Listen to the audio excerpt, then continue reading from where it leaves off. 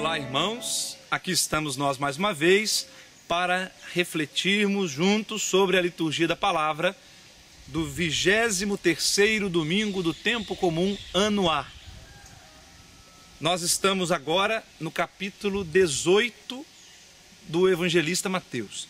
Nesse e no próximo domingo nós vamos ler todo o capítulo 18, que é o sermão comunitário, também chamado de sermão eclesiológico. Nesse capítulo 18, um dos grandes discursos de Jesus ao longo do evangelista Mateus, Jesus apresenta para nós como que a regra de vida da comunidade que ele está fundando. Se pudéssemos comparar, assim como os fundadores de congregação religiosa, por exemplo, São Bento e outros, estipulam, deixam como testamento uma regra de vida para mostrar como é que os seus filhos e filhas, como é que os membros da sua congregação têm que viver. Então aqui está o fundador por excelência, o fundador da igreja, Jesus, o nosso Salvador, deixando aqui, nesse sermão, as regras de vida da comunidade cristã, as regras de vida da igreja. E uma regra muito importante, segundo Jesus, é a da correção fraterna.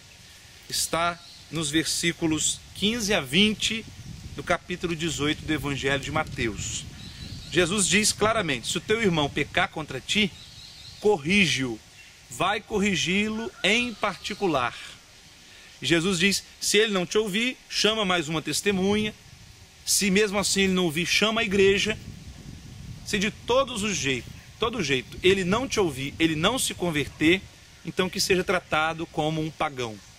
Aí você está livre da responsabilidade. Mas Jesus frisa aqui que é preciso insistir na correção do irmão.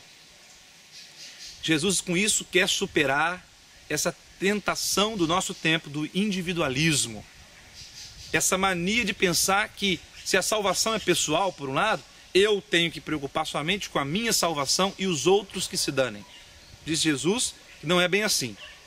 Eu posso me esforçar para me salvar, para encontrar a salvação, mas se eu não me preocupar com o meu irmão, se eu não me responsabilizar pela salvação do outro, eu posso perder a minha salvação.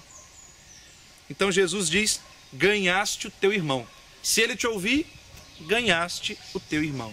Nós somos convidados a ganhar os nossos irmãos para Cristo. Como Paulo chega a dizer: eu me fiz fraco com os fracos, a fim de ganhar o maior número possível para Cristo.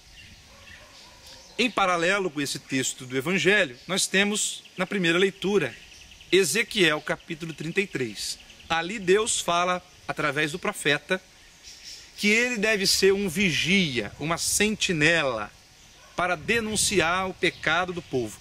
Essa missão faz parte da missão profética, denunciar os erros, corrigir, como o profeta Natã fez com o rei Davi, quando ele adulterou e matou Urias.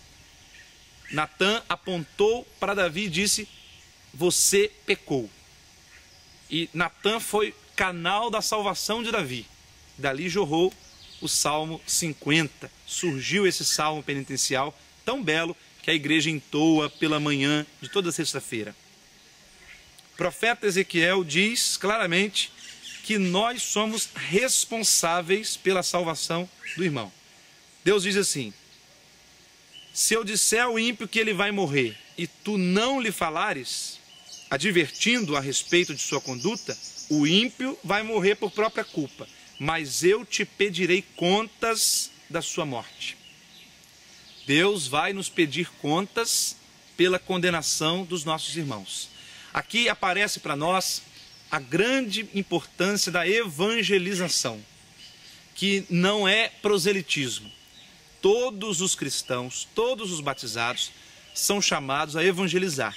Nós temos a missão de nos converter e converter o irmão.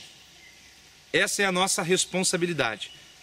Como naquele episódio de Caim que matou Abel, ele diz: por acaso eu sou juiz do meu irmão?